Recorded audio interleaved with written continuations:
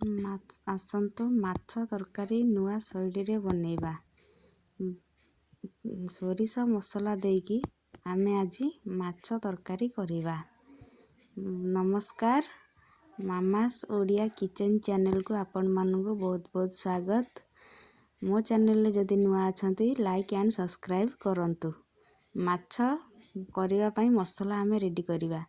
ପିଆଜ ଗୋଟେ, ରସୁଣ ଗୋଟେ, କଞ୍ଚା ଶୁଣ୍ଠି ଆଉ ଦବା ଆମେ ଜିରା, ସୋରିଷ ଦୁଇଟା, ଶୁଖିଲା ଲଙ୍କା ଦେଇକି ମସଲାଟିକୁ ପୁରା ଚିକ୍କଣ କରିକି ବାଟିକି ଆଣିବା।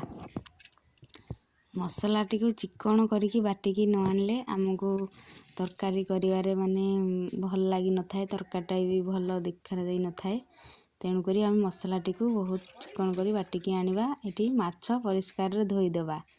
ଧୋଇ ଆଣିକି ହଳଦୀ ଲୁଣ ଗୋଳେଇ ଦେଇକି ଭାଜିକି ଥୋଇଦେବା। ମାଛ ଭାଜିକି ଥୋଇ ସାରିବା ପରେ ଆମେ ଏଠି ଆଳୁକୁ ଭଲ ଭାବରେ ଲାଲ କଲର୍ ହେଲା ପର୍ଯ୍ୟନ୍ତ ଭାଜିଦେବା। ଆଳୁ ଟିକେ ଲାଲ କଲର୍ ହେଇକି ଭାଜି ହେଇଗଲେ ଆମେ ତରକାରୀରେ ଖାଇବା ପାଇଁ ବହୁତ ଭଲ ଲାଗିଥାଏ। ସେଥିପାଇଁ ଆଳୁକୁ ଆମେ ଟିକେ ବହୁତ ଲାଲ କଲର୍ ହେଲା ପର୍ଯ୍ୟନ୍ତ ଭାଜିଦେବା।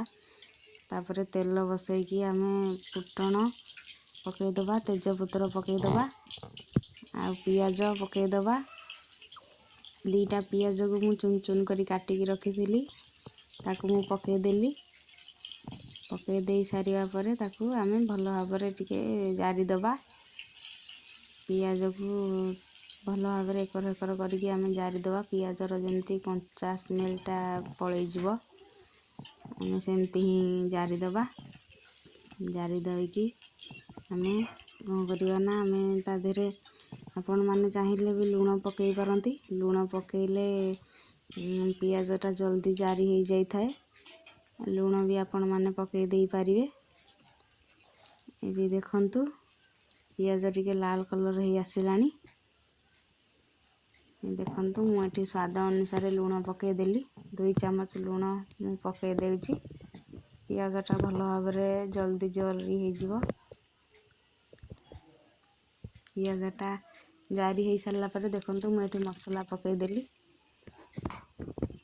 ମସଲା ଭଲ ଭାବରେ ଆମେ ଟିକେ ଏକର ଏକର କରିଦେବା, ଜାରିଦେବା ମସଲାଟିକୁ। ମସଲା ଟିକେ ଭଲ ଭାବରେ ନ ଜାରିଲେ ଆମର ମାଛ ତରକାରୀଟା ଖାଇବା ପାଇଁ ଭଲ ଟେଷ୍ଟ ଲାଗିନଥାଏ। ମୁଁ ଆଜି ସୋରିଷ ବଟଣ ଦେଇକି ମସଲା ଟିକେ କରିଛି। ମାଛ କରିବି, ଆମ୍ବୁଲ ବି ମଧ୍ୟ ପକାଇବି।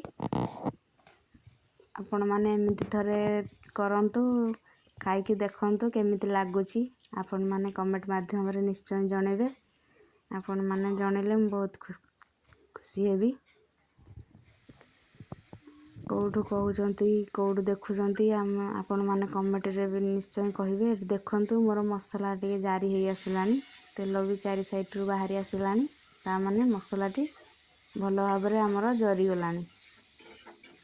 ମସଲା ଟିକେ ଭଲ ଭାବରେ ନ ଜରିଲେ ଆମର ମାଛ ତରକାରୀଟା ଖାଇବା ପାଇଁ ଟେଷ୍ଟ ଲାଗିନଥାଏ।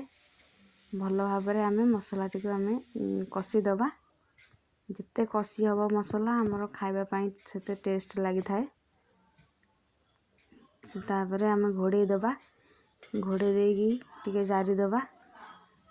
ମଝିରେ ମଝିରେ ଆପଣ ଟିକେ ଏକର ଏକର କରିକି ଜାରି ଦେଇଥିବେ। ତାପରେ ଦେଖନ୍ତୁ ମୁଁ ଏଠି ଆଳୁ ପକାଇ ଦେଇକି କଷି ଦେଇକି ପାଣି ଦେଇଦେଇଛି। ଫୁଟିଲାଣି ଏବେ ମୋର। ଏବେ ମୁଁ କ'ଣ କରିବି ନା ଆଳୁ ଦେଖିବି ସିଝିଛି କି ନାହିଁ। ଆଳୁ ସିଝି ଯାଇଛି, ଦେଖନ୍ତୁ ଆଳୁ ସିଝି ଯାଇଛି। ମୁଁ ଏବେ ମାଛ ସବୁ ପକାଇଦେବି।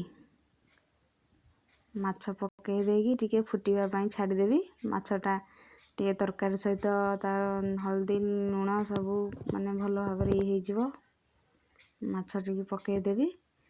ଭଲ ଭାବରେ ଫୁଟିବା ପାଇଁ ମୁଁ ଛାଡ଼ି ଦେଇଛି। ଦେଖନ୍ତୁ ଆପଣମାନେ ଏମିତି ହିଁ ଥରେ ବନାନ୍ତୁ।